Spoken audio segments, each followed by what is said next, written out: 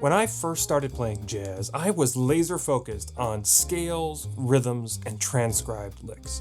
But I overlooked just how important articulation is. To really learn how to swing, we gotta really learn how to listen and imitate the articulation of the masters. So today, we're gonna do that with this solo by Wynton Kelly. And as we go, I'm gonna show you what to listen for, and by the end, you'll be able to recognize these same articulations in your favorite recordings and apply these same ideas to your own playing. We're looking at my transcription of There Will Never Be Another You from Wynton Kelly. And we're going to look at a few sections of these on their own first, and then we're going to come back and look at the whole thing together in context. So many of the things that we learn about articulation come from great horn players. Think about players like Sonny Stitt, Sonny Rollins, Miles Davis, Dizzy Gillespie.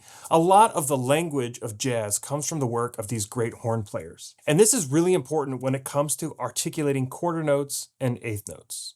When a horn player plays a phrase, right, they have one breath, one stream of air that's going to carry them over the phrase. So when we play a connected eighth note phrase like this, we want to do it connected and legato.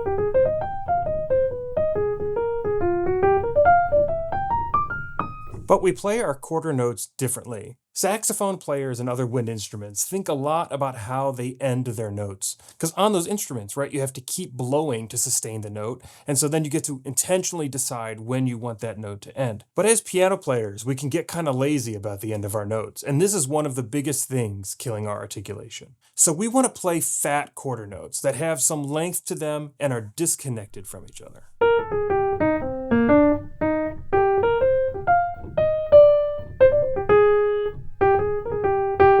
Horn players are trained to think of their quarter notes as dot with a crisp T on the end instead of do that just fades out. And there's a great example of quarter notes here in the last line of this transcription.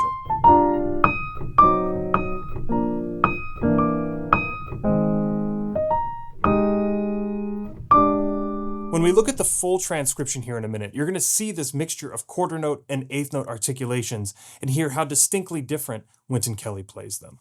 So now that we're playing our eighth notes nice and legato, we need to talk about where to place the accents. So let's look here at line 3.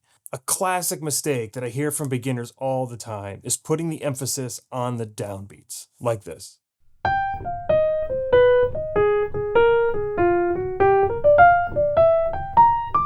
Now I'm kind of over-exaggerating this for effect, but you can hear it sounds kind of basic and doesn't really swing at all. You may have heard that in swing we're supposed to accent the offbeats, like a do-ga-do, ga-do, ga-do. And that's definitely a good thing to do. But the reality is a little bit more nuanced than that. So here's the same line, but this time with the accent on the offbeats.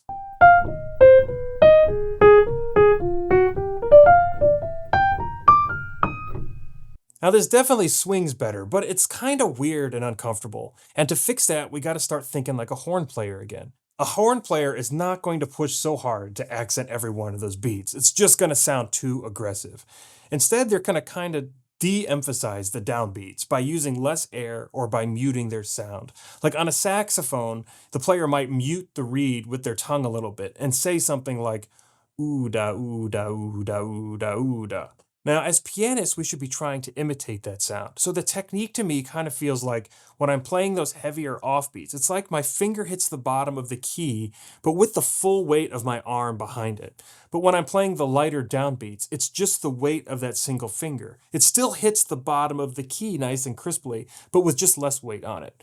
And this is especially important when we're playing descending lines, like if we were going to come down in E-flat major scale. Now, this works when we go up a scale too. But sometimes it can be a little bit awkward and weird. I was listening to Sonny Rollins this week after the news of him passing away, and I noticed that when he ascends, oftentimes he flips this around and actually puts the emphasis on the downbeats, but only for those few little beats or notes when the notes are ascending, and then he flips it right back around when he comes down.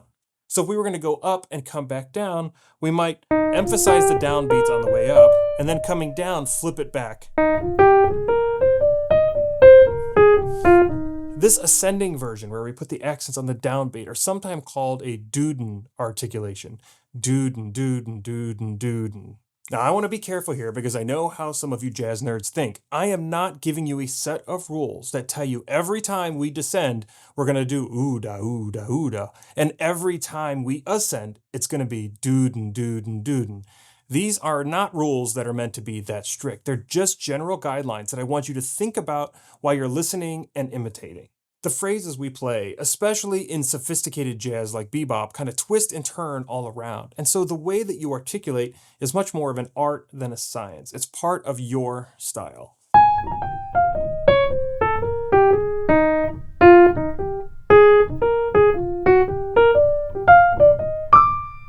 Notice how in this line, we weave up and down and kind of violently, and there are these peaks in the middle of the phrases. These peaks happen both on downbeats and on offbeats, but in either case, we're going to give it a strong accent. Now, these accents are a case where you really do want to strike the key with a strong attack, not just a slight extra bit of weight from your arm. You really want these to be percussive.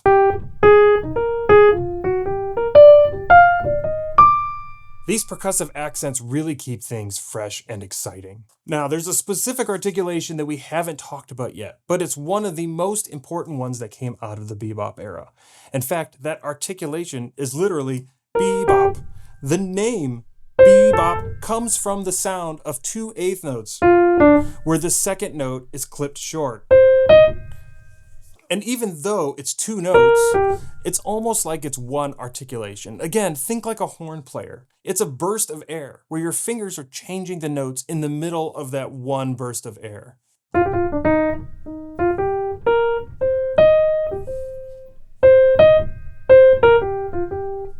Bebop.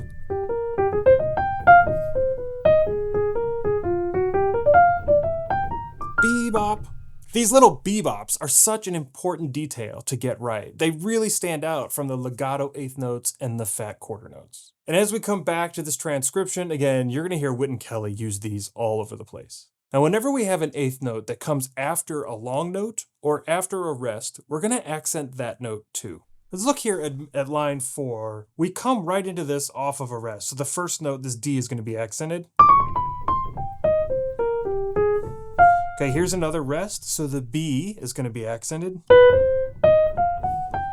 Now I'm thinking about this A as being kind of a longer note too, a quarter note, so I'm going to accent that G, even though it's on the downbeat. So let's pull up this solo and listen for these articulations. I transcribed the solo off of Wynton Kelly's album, Kelly's Blues, and if you want the transcription for yourself, there's a free PDF down in the description.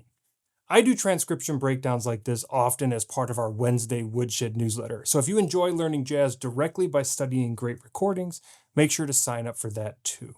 To really get this down, you should pull up a recording and play along phrase by phrase with Wynton.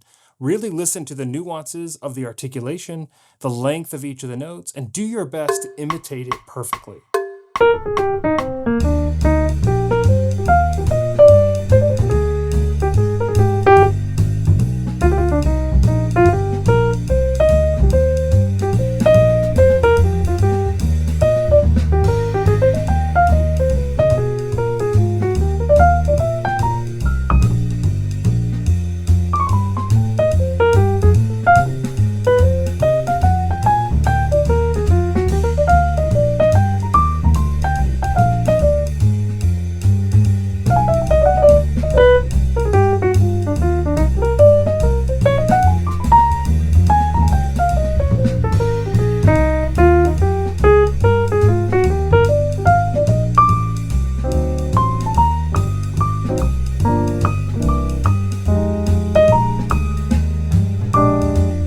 If you enjoy these jazz piano lessons, please make sure that you are subscribed to the channel and hit the like button to tell YouTube that you want more videos like this.